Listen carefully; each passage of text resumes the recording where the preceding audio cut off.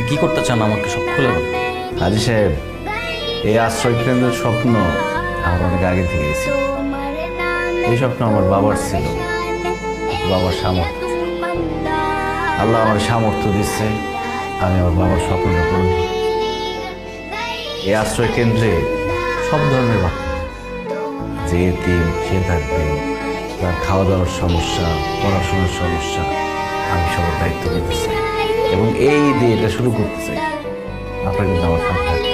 আমি যেহেতু আসছি, এখন আপনার কোনো চিন্তা করতে হবে না, আমি সব গোছাই দিচ্ছি। ঠিক আছে, আজকে তাহলে আমি উঠি, বিদায় নিই। জি, আপনার জন্য একটা উপহার নিয়ে আসছি। গন্ধটা খুব ভালো।